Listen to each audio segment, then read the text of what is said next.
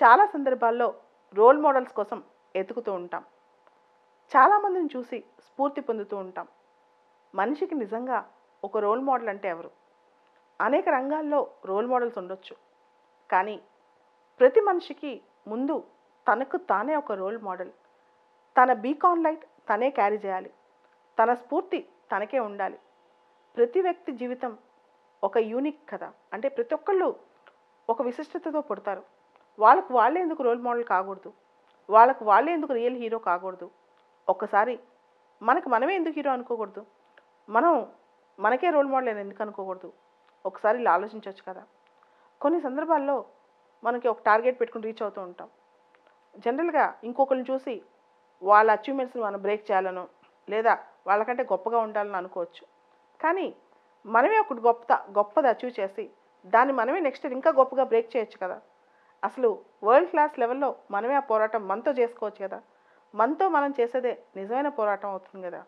ఇలా ఆలోచిస్తే జీవితం అద్భుతంగా ఉంటుంది. ఏ పనైనా చేయొచ్చు, కానీ అది వరల్డ్ క్లాస్ లెవెల్లో చేయాలి. జనరల్గా పాత రోజుల్లో కింగ్స్ క్వీన్స్ ఉండేవాళ్ళు. నువ్వు రాజులాగా బతకాలి, రాణిలాగా బతకాలి అంటూ ఉంటారు. సో కింగ్ దగ్గరికి వెళ్తే క్వీన్ ఏది, క్వీన్ దగ్గరికి వెళ్తే కింగ్ ఏడి అన్నట్టు ఆలోచనలు కూడా వస్తుంటాయి. కానీ మన లైఫ్లో మనమే క్వీన్ అవ్వచ్చు కదా. మన లైఫ్లో మనమే కింగ్ అవ్వచ్చు కదా. ఎందుకంటే ఒక కింగ్ అని క్వీన్ కానీ చాలా బ్రేవ్గా, కరేజియస్గా, దాంతోపాటు ఒక లీడర్షిప్తో పోరాడుతూ బతుకుతుంటారు.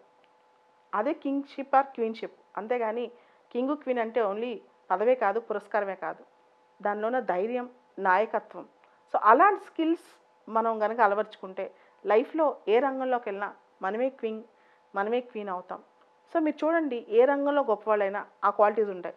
సో లైఫ్లో మనకు మనం రోల్ మోడల్స్ అవ్వాలంటే ధైర్యంగా ఉండాలి, లీడర్షిప్ స్కిల్స్ పెంపొందించుకోవాలి, కమ్యూనికేషన్ స్కిల్స్ ఉండాలి.